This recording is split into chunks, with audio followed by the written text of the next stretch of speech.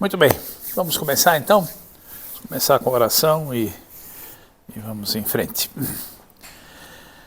Pai, te agradecemos por mais essa oportunidade que nos dás aqui em liberdade e tranquilidade, de ter comunhão e de aprender mais alguma coisa da tua palavra. Ajuda-nos agora a desenvolver bem o assunto, a entender, a lembrar e a aplicar na nossa vida depois. Te agradecemos por esse ensino que tu dás a cada um de nós e pela tua presença conosco aqui. Amém. Bom, no domingo passado, o Edson andou comentando de que teve uma dificuldade em preparar a lição, porque parece que no texto não havia muita coisa para acrescentar, né? Era aquilo bom, no fim, desenvolveu uma boa lição. Eu, dessa vez aqui, fiquei mais ou menos na mesma situação. Esse texto que nós tivemos para preparar essa lição, também ele é um texto histórico. Ele fala de Salomão, o que Salomão fez de bom e de não tão bom. Conta essa história e pronto. Então a gente lê aquilo e diz, sim, tá, ok, tomei conhecimento e aí? Então eu fiquei um bom tempo quebrando a cabeça e dizendo, o que eu vou dizer a respeito disso? Parece que está tudo escrito lá. Né? E quase no fim do período, coisa assim por volta de quarta-feira, quinta-feira, sei lá, aí me ocorreu, não, mas tem uma maneira sim interessante de tratar disso, que é o seguinte, esse texto que foi dado para nós lermos essa semana, ele fala de Salomão e fala das características da pessoa dele, o que ele fez, o que ele teve de bom e o que ele teve de não tão bom assim, e fica nisso. Aí me ocorreu, bom, mas existe um monte de personagens na Bíblia que devem ter tido uma vida semelhante nesse sentido. E nós aqui também, todos nós fazemos coisas boas e também damos os nossos foras, né? Fazemos coisas ruins. Que tal se a gente olhasse para alguns desses personagens e ver o que aconteceu ou o que eles fizeram e tentar aplicar isso à nossa vida? Então nós vamos trabalhar um pouco nesse sentido. Mas vamos começar dando uma olhada primeiro nessa pessoa do Salomão, para nos introduzir no assunto. Isso aqui fica se escondendo.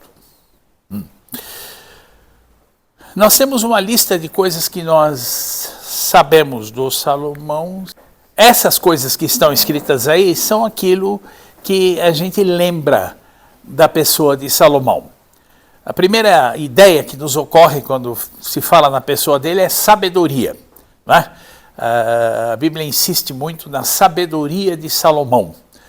Existe até um adjetivo, né? A sabedoria salomônica, que se usa por aí. E o exemplo que a gente tem é do julgamento dele, daquelas duas mulheres com o bebê. Acho que vocês vão lembrar da história, né? E que mostra como ele era sábio. Outra coisa que nós lembramos muito de Salomão é a construção do templo em Jerusalém. Finalmente alguém pôde construir um templo lá. Davi queria, mas não pôde.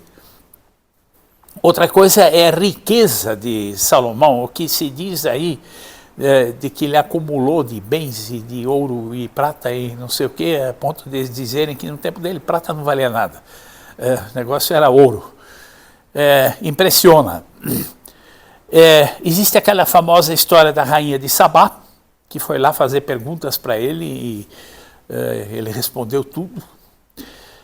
E por fim tem menção da queda de Salomão, que ele começou muito bem, mas não terminou tão bem assim, né?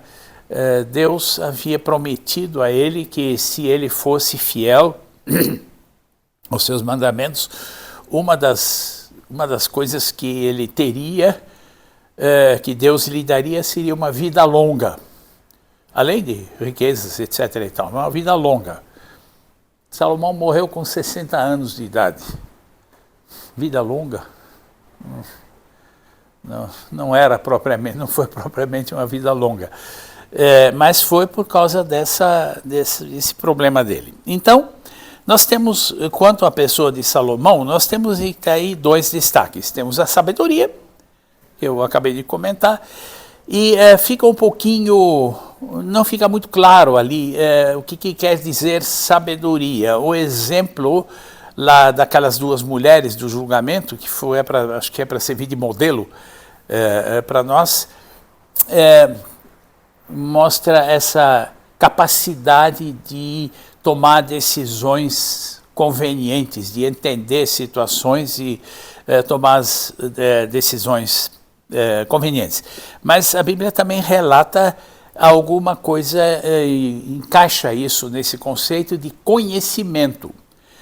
Pelo que se relata, o Salomão agiu como cientista, como biólogo. Ele estudou os animais em torno do ambiente dele e escreveu uma porção de coisas a respeito. Então havia essa parte também, ou seja, ele sobrava inteligência para ele, sem dúvida nenhuma. Quanto ao outro aspecto importante, que foi a queda dele, foi o fato de ele não ter seguido claramente aquilo que Deus lhe tinha instruído. Pergunta é, por que ele caiu? O que aconteceu? E aí, eu queria, para nos ajudar a lembrar das coisas, falar a respeito dos 3P. 3 palavras que começam com P e que mostram o que aconteceu com ele e mostram também o que acontece com a maioria das pessoas, possivelmente conosco também. E descreve aquilo que nós observamos por aí. O que as pessoas fazem para estragar a vida, digamos assim. Então são esses 3 P's. O primeiro deles aparece aí nessas referências. Em Deuteronômio 17, Deus dá instruções, ainda por meio de Moisés, dizendo, se vocês um dia escolherem o rei, então ele tome cuidado para não juntar muito ouro, não acumular muita riqueza. Isso é uma advertência que vem lá de longe, lá de Deuteronômio. E o Salomão fez exatamente isso, né? O relato está em 1 Reis 10, que provavelmente vocês leram. E, bom, eu vou citar aqui uma porção de referências bíblicas, não vai dar para lembrar isso, mas deixa eu adiantar desde já. Se alguém de vocês realmente se interessar e quiser esse PowerPoint aí depois para poder consultar e tal, é só me falar e eu mando para vocês, né? Então aí dá para consultar. Eu distribuí papelzinho com isso escrito em cima, também não vai refrescar muito. Então ali em 1 Reis 10 consta como ele juntou riquezas, acumulou muita coisa.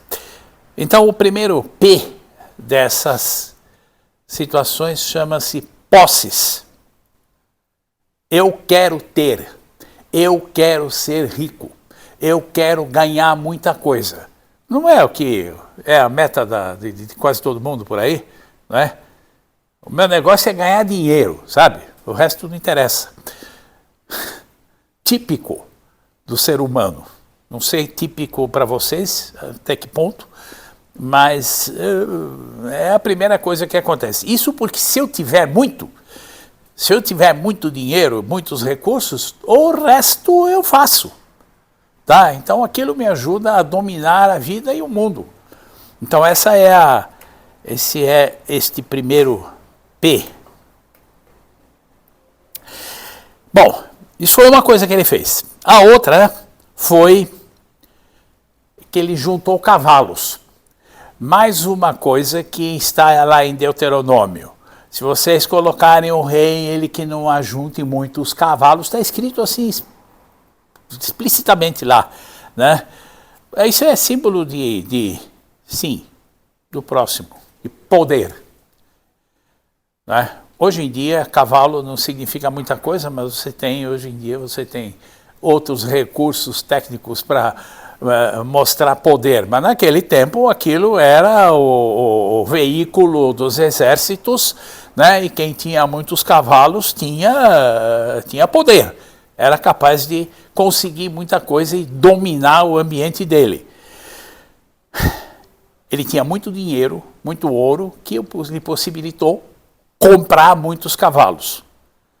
E ainda só para dar um detalhezinho, mas ele foi comprar esses cavalos onde? Foi comprar no Egito, bem o lugar que Deus tinha dito, não voltem para lá. Lá foi ele e comprou muitos cavalos e juntou muito poder. Esse é o segundo P. O terceiro, o que mais ele fez? Outra coisa que lá em Deuteronômio está escrito que não deveria fazer. Juntou muitas mulheres. Diz aí que ele casou com 700 mulheres, né? Mais 300 concubinas. Como é que é isso na prática? Não dá para entender. Mas é o que lhe dá, depois dele ter os recursos, as posses, e ter o poder para fazer isso, ele foi cuidar do prazer dele. Então esse é o terceiro P. Esses três P são o que podem observar por aí, dominam a maioria das pessoas. Posses, com as posses adquirir poder, com esse poder conseguir prazer. E a vida é essa. Se quiser pode acrescentar mais um quarto que eu não escrevi aí, que é prestígio. Né? Eu sou o bom. Essa é a ideia. E foi isso que o Salomão fez com todos os recursos que ele tinha e que então lhe deram um resultado oposto daquilo que ele pretendia. Né? Ele acabou de uma forma melancólica, a gente pode dizer. Né? Morreu relativamente novo e o que ele juntou, o que ele fez, acabou se perdendo. É como Jesus disse, para não juntarmos muitos bens, porque um dia você vai morrer e aquilo vai ficar para quem? Né?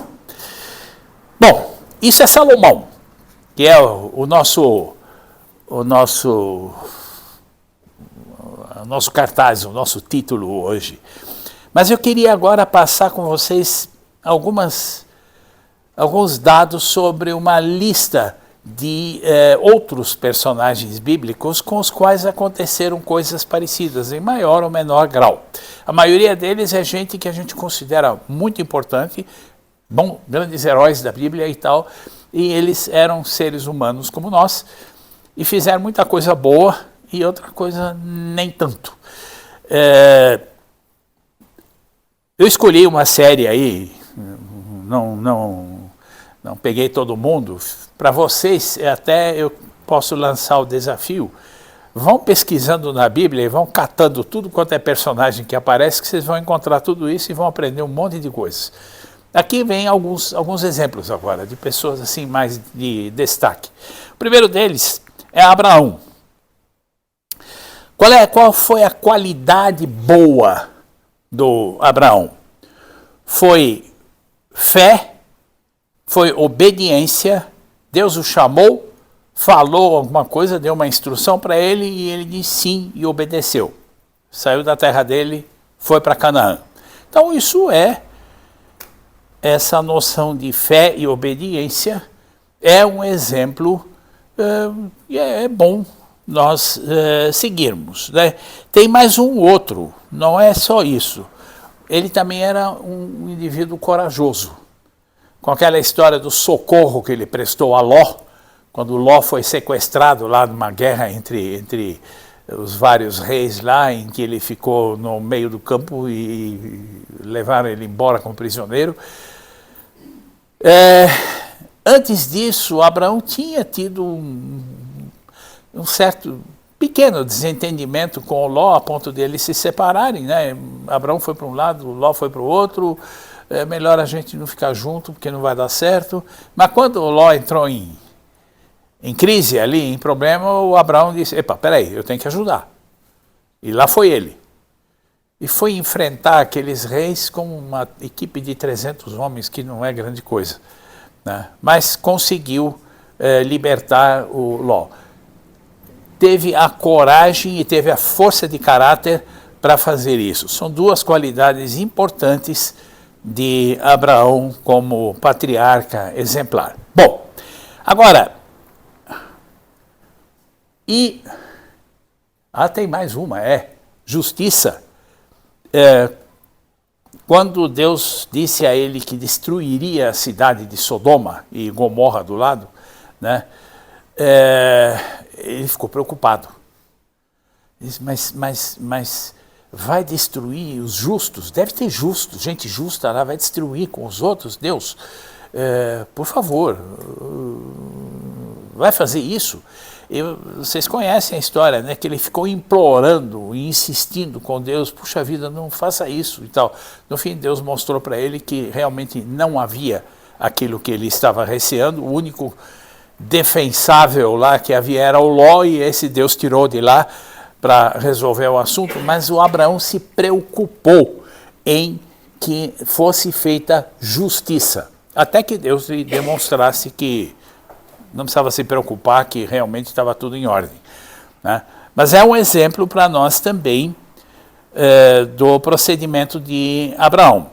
Bom, mas ele era gente como nós, e ele teve lá as suas, que chamei aqui de deficiências, na falta de uma outra palavra melhor, e uma delas foi uma sensação de insegurança.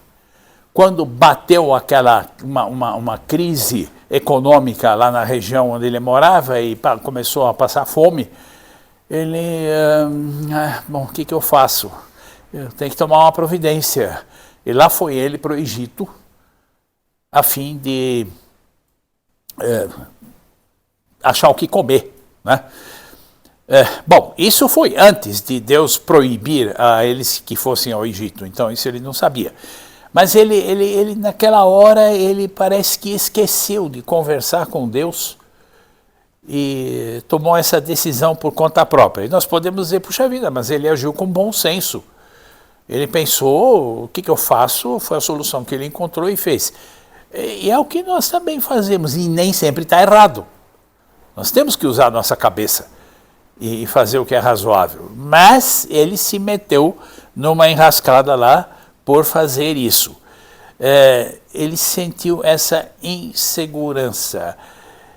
E às vezes eu tenho que admitir que eu me sinto assim inseguro, até que chega um momento em que eu lembro, rapaz, você tem um monte de referências na Bíblia dizendo para confiar em Deus que Ele vai cuidar, que você está inseguro aí por quê? Pois é. Né? Então, é um problema. O outro problema que aconteceu com ele foi consequência disso. Foi uma mentira que ele contou lá para o faraó no Egito. Sara, sim, é minha irmã. Né? Porque ele ficou com medo de que sequestrassem a Sara e até o matassem para se livrar dele, porque ela era muito atraente. Então, ele acabou caindo numa mentira, também nessa preocupação, o que eu faço agora? Insegurança, aquele medo desembocou nessa mentira. Sobre Abraão, o que eu anotei aqui é isso. A história de Abraão é bem conhecida, vocês podem desenvolver isso, podem pegar essas ideias e dizer, e eu? Como é que eu faço? O que acontece comigo? Será que eu procedo do mesmo jeito? Como é que Abraão deveria ter feito? E isso é muito fácil, né? Isso a gente faz rapidamente. Tá vendo? Abraão errou, viu? Se ele tivesse feito a coisa certa, ele não acontece. Bom, peraí. É fácil falar do outro. E eu? Né? O que eu faço quando eu entro numa enrascada dessas? Por que eu me meto numa enrascada dessas? Então, isso é uma coisa que vale a pena a gente pensar uma vez e ver onde é que a gente vai chegar com isso. Muito bem, vamos ver outro personagem, Rebeca. Rebeca, a nora de Abraão, esposa de Isaac. Uma coisa que chama a atenção logo no começo da história com ela é a bondade dela.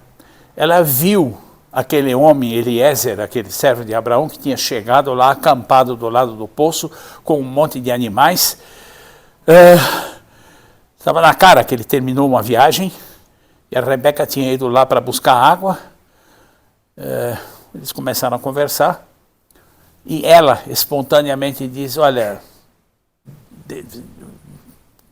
aguenta um pouco aí que eu vou pegar água para os teus animais também. Ela viu que eles estavam cansados, que estavam precisando disso, e com isso deu aquele sinal que o Eliezer tinha pedido a Deus para saber quem devia ser a moça lá, que ele devia buscar como esposa para o Isaac, né? Mas ela teve esse gesto de solidariedade, de bondade, e atendeu as necessidades deles. Depois ainda foi avisar em casa e convidaram Eliezer como hóspede para lá, e se estabeleceu um relacionamento muito, muito bom, muito bacana. Uma outra demonstração positiva que a Rebeca deu foi a sua fé, com a sua oração sobre os filhos. Isso é um episódiozinho que passa despercebido quando a gente lê assim, mas ele merece um pouco de atenção também. Ela, quando estava grávida, estava esperando os gêmeos. Alguma coisa lá, diz a Bíblia que os gêmeos lutavam no ventre dela. Não sei como é que fizeram aquilo, mas o ambiente lá não era muito pacífico, né? E ela, então, o que ela fez? Ela podia ter se revoltado, podia ter ficado com raiva, podia ter se desesperado. Não, ela foi orar, ela foi falar com Deus. Deus, deixa eu entender o que é isso que está acontecendo comigo? O que deve ser? Deus respondeu para ela. São gêmeos, e explicou como seria a vida futura deles, que o mais novo iria predominar sobre o outro, e deu para ela explicações que satisfizeram, deixaram ela tranquila. Sabia, bom, agora estou sabendo, tudo bem, vamos em frente. Então, essa atitude dela também merece consideração.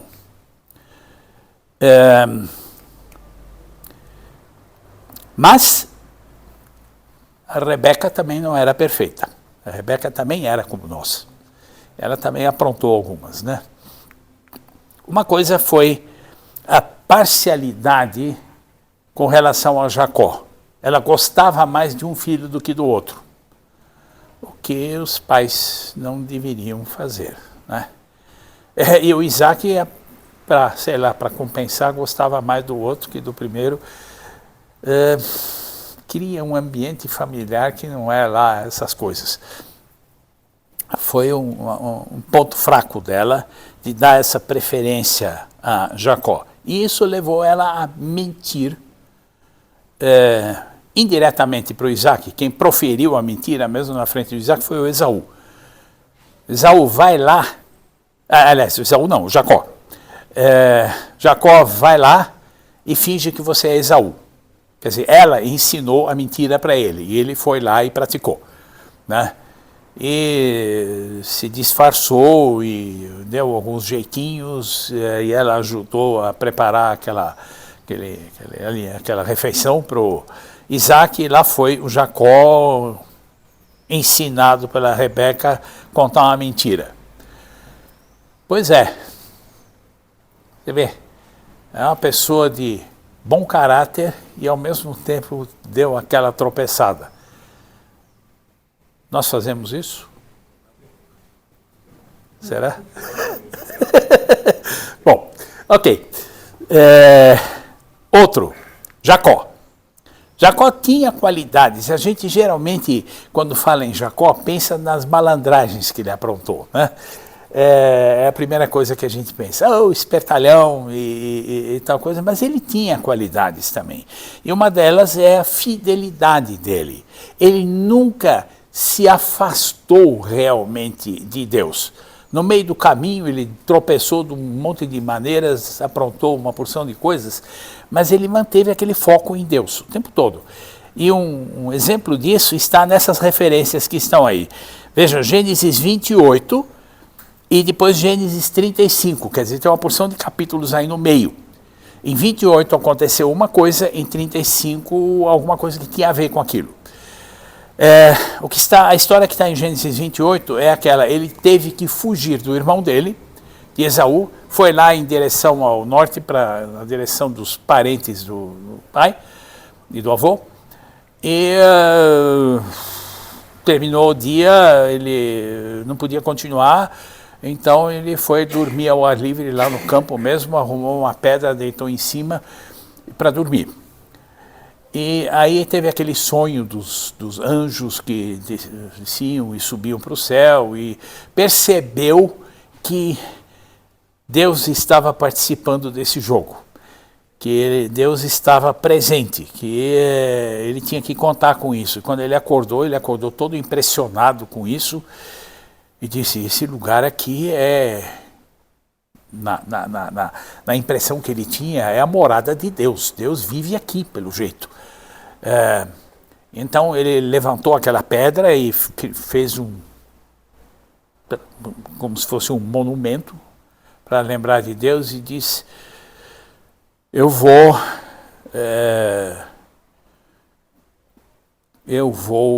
considerar isso aqui como um santuário de Deus. Aí ele seguiu o caminho dele. Foi até a casa de Labão, o sogro dele, casou com aquelas mulheres e teve uma grande família, passou anos e lá para as tantas voltou. Quando ele voltou e chegou naquele mesmo lugar, nós temos aqui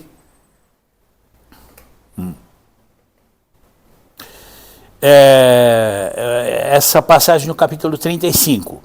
Ele se lembrou de que ele tinha prometido aquele santuário de Deus e não sei de que maneira ele fez, mas ele cumpriu a promessa dele.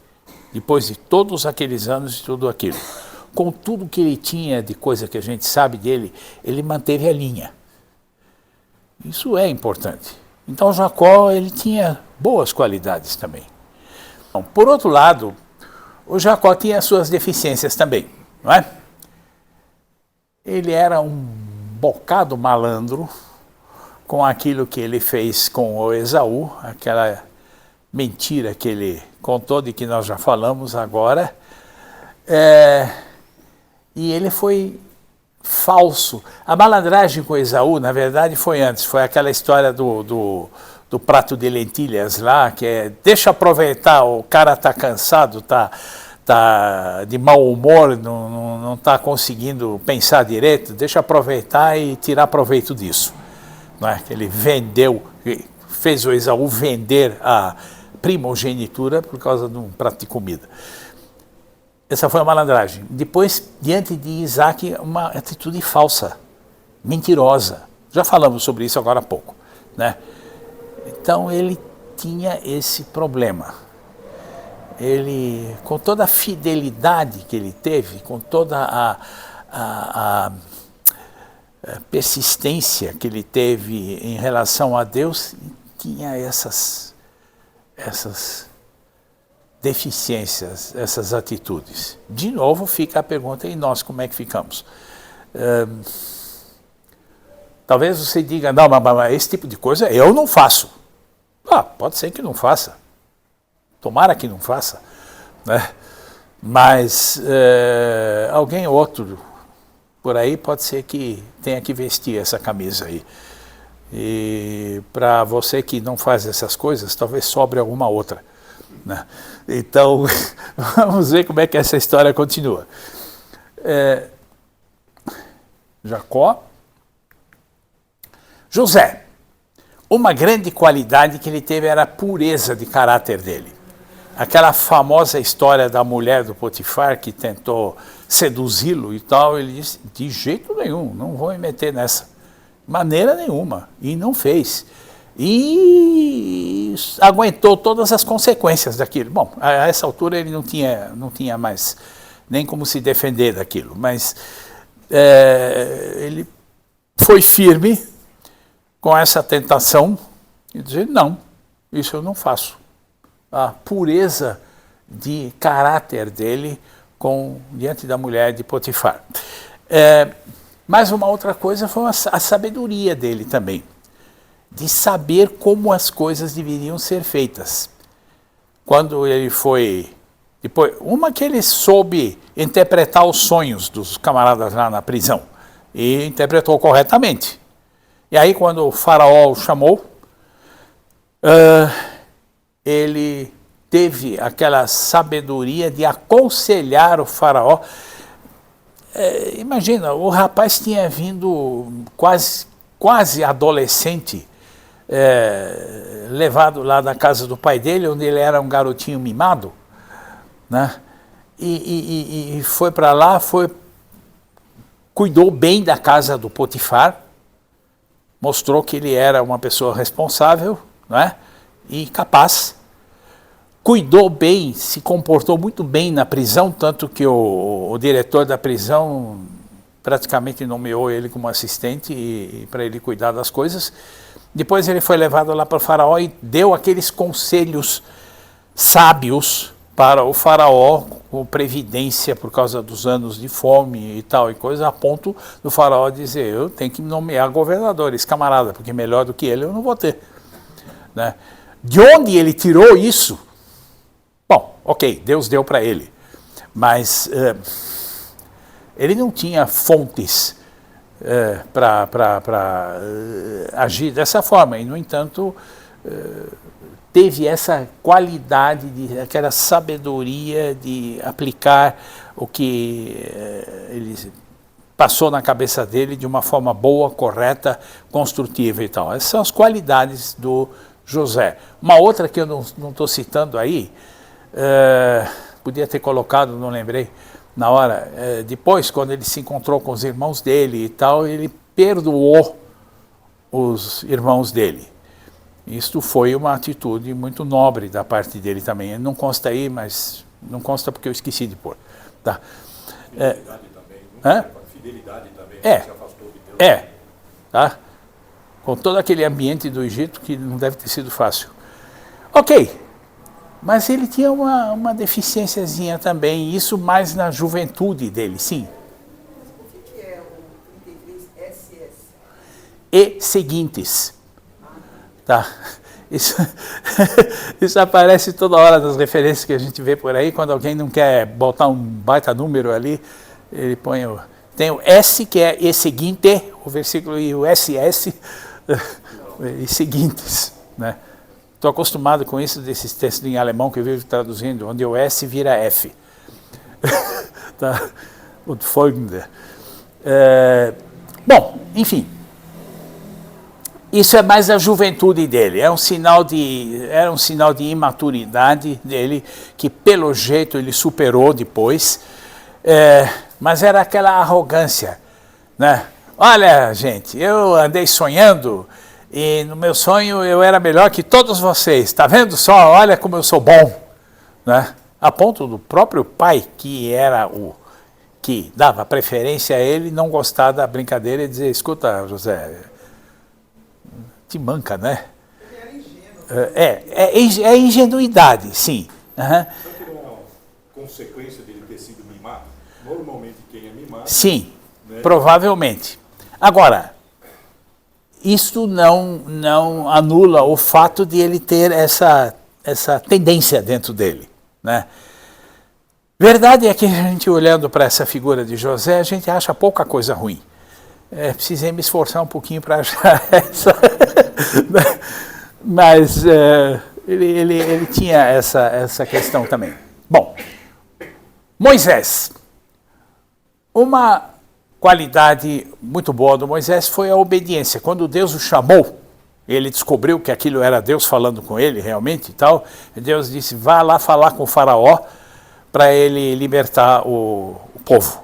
Ele foi. Ele reclamou um pouquinho e tal, e pediu esclarecimentos, e pediu algumas garantias, algumas ajudas, e Deus deu para ele. Era compreensível que ele pedisse aquilo, era razoável, mas ele foi. Ele obedeceu e, na verdade, é que se arriscou. Né? Ele chegar lá na frente do faraó e diz, olha, o Deus está mandando você soltar o meu povo. E a resposta do faraó vocês conhecem, né? Quem é esse Deus? Não tem nada com ele. E deu um bom tempo de problemas até aquilo resolver. Mas ele teve essa atitude de firmeza, de obediência e tal. Isso foi uma boa qualidade do Moisés. E a humildade também. Isso é uma passagem não tão conhecida. Ela passa meio de... A gente lê por cima e às vezes não dá tanta atenção àquilo. O que aconteceu?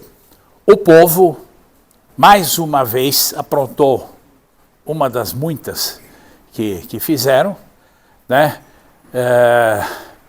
Adorando outros deuses, se afastando de Deus, reclamando, xingando, não colaborando, se revoltando, blá, blá, blá, a ponto de Deus chamar o Moisés e dizer, Moisés, chega, eu vou acabar com essa gente toda e vou fazer um outro povo a partir de você.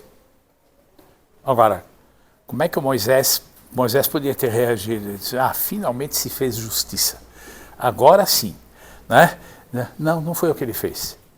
Ele intercedeu pelo povo diante de Deus. Diz, Deus, ele teve a coragem de dizer mais ou menos assim para Deus, pensa bem,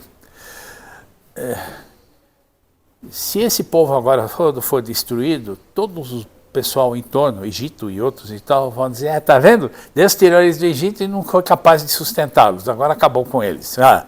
Né? Vai ser uma vergonha para o teu nome, Deus. Ele argumentou, mas a preocupação dele foi salvar aquele povo. Então, essa humildade dele de interceder pelo povo é importante. Né? Ele perdoou com isso tudo que o povo tinha aprontado para cima dele, e não foi fácil, hein? Porque o que esse pessoal judiou dele não é brincadeira. Ele perdoou aquilo tudo e ainda pediu a Deus que reconsiderasse a sua decisão e continuasse cuidando do povo. Essa humildade é um exemplo para nós. E as deficiências? Uma, ainda quando ele estava no Egito, eu chamei de prepotência na falta de uma outra palavra, de ele achar que ele é que era o bom. Bom, eu tinha crescido como filho adotivo do faraó, não é? Também não era pouca coisa. Saiu por aí para passear e viu um egípcio maltratando um israelita e matou o egípcio. Pronto, agora eu fiz justiça. Né? Eu sou a pessoa, a referência aqui. Era pode chamar de prepotência, de orgulho e também um pouco de pressa, de falta de como é que eu vou dizer, de calma, sei lá, ele não pensou direito, ele avançou o sinal sem considerar as consequências.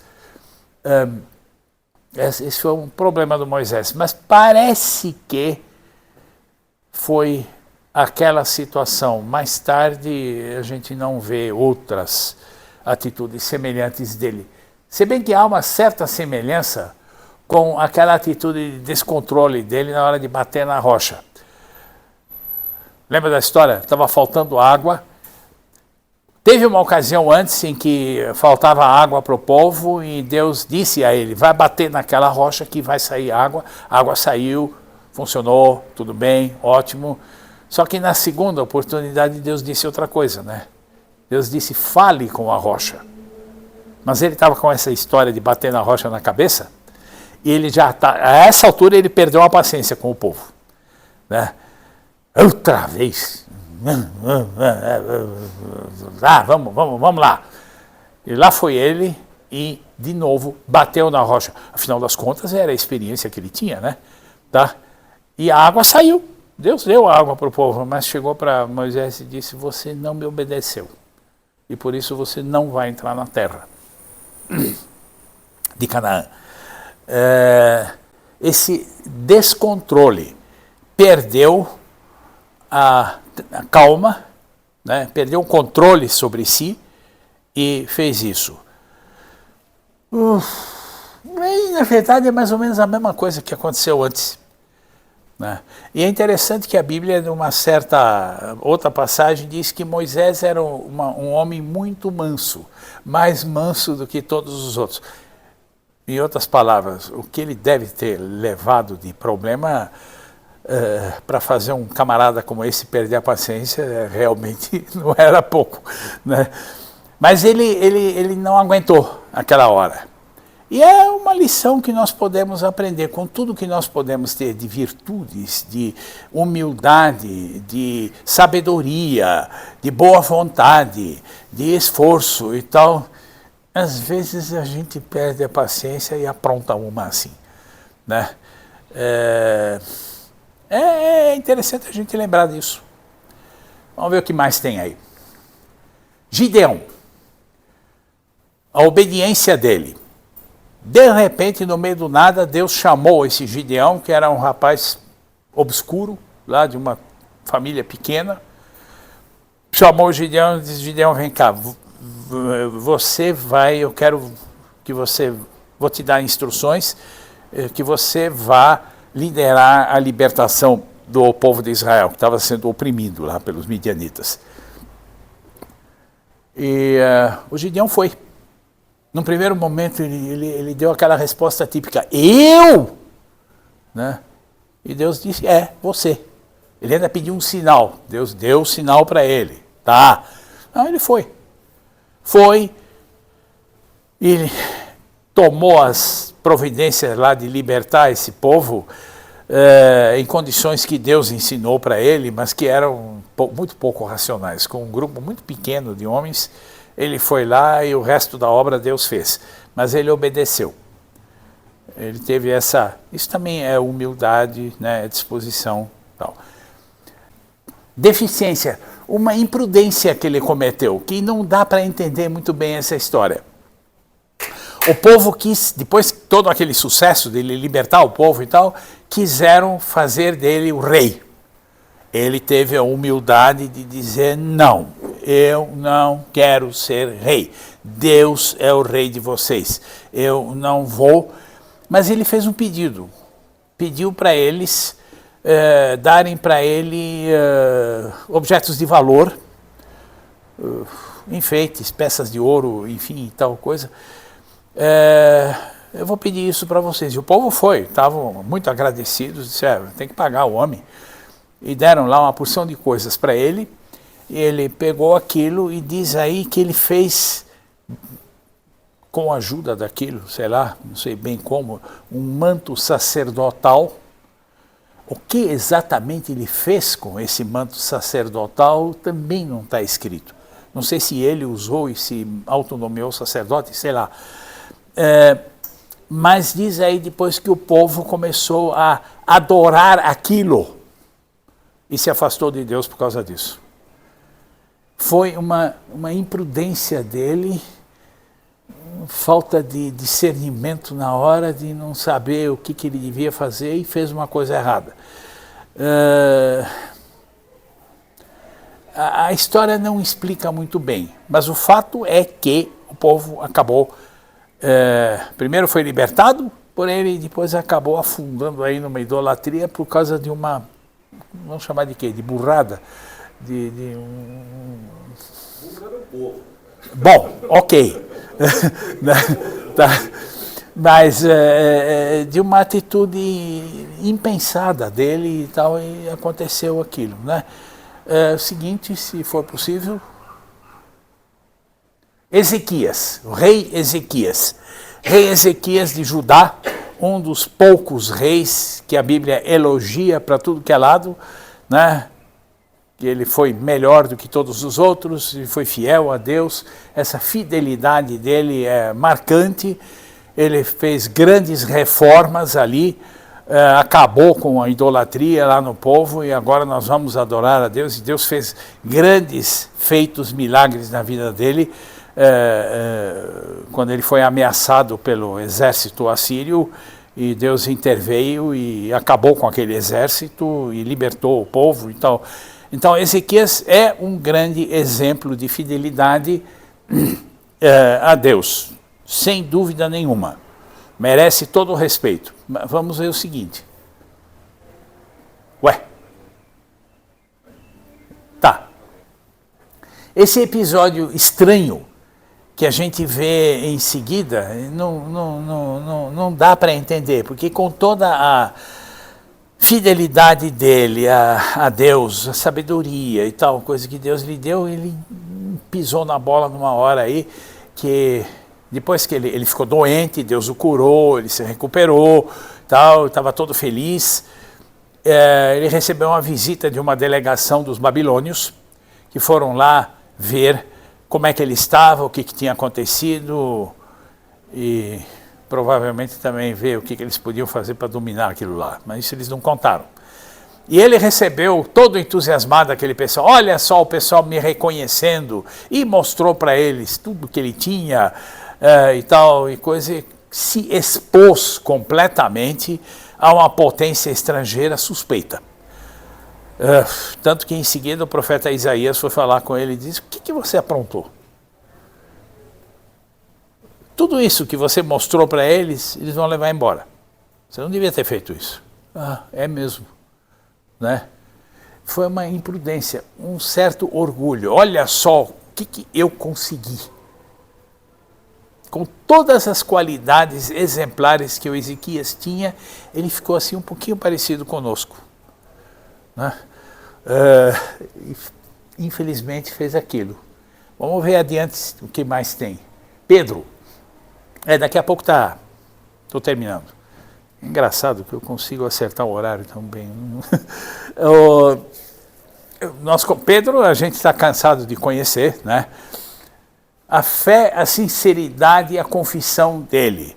Quando Jesus perguntou a eles o que eles achavam quem ele era, ele deu aquela confissão famosa dizendo que Jesus era o Messias, era o Filho de Deus, e ao contrário do que o povo por aí dizia e tal, essa sinceridade e fé do Pedro, ele queria realmente servir e fazer o melhor possível. O outro lado a gente conhece, mas vamos mostrar. Prepotência. Jesus disse, eu vou precisar ir para Jerusalém, eu vou sofrer, eu vou ser crucificado. Pedro, não, de jeito nenhum, não pode fazer isso. Quer dizer, ele começou a mandar em Jesus. Tanto a ponto de Jesus ter que dizer para ele, olha, você está sendo Satanás, vai para trás que não me vem com essa conversa. Né? Ele tinha esse impulso. Né? Eu sou o bom, eu faço as coisas, e então às vezes ele passava do limite. E a outra, um descontrole, que é assim na mesma direção, quando na ocasião da prisão de Jesus, ele reagiu. Ele puxou uma espada, foi lá, machucou um dos homens que estavam lá prendendo ele. Jesus teve que dizer, para com isso, que não é por aí, guarda essa espada, não é assim. Bom, esse é tipicamente Pedro, e nós temos que, é muito fácil para nós criticarmos Pedro e até dar risada dele. Esse camarada é cômico, né? Mas ele tinha qualidades muito, muito respeitáveis. Então nós temos que enxergar o Pedro dos dois lados aí. Vamos ver adiante.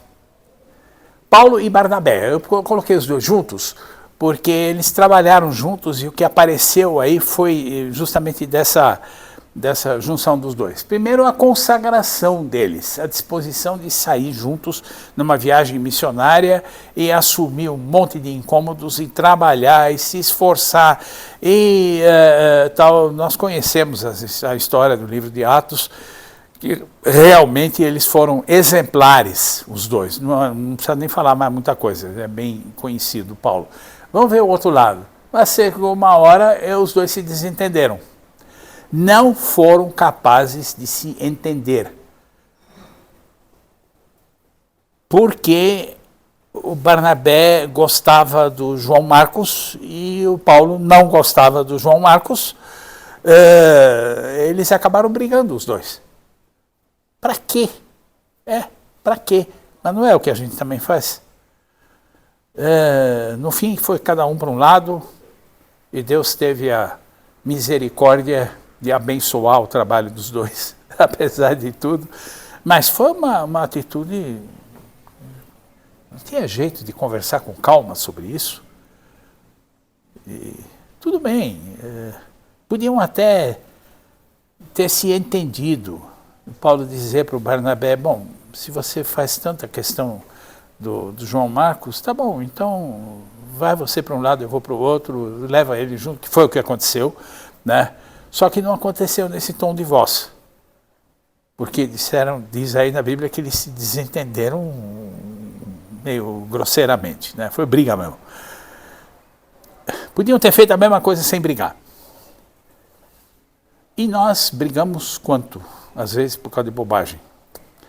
O que mais tem? Se é que tem mais algum? Não, terminou. Bom, isso foi uma seleção de alguns personagens bíblicos.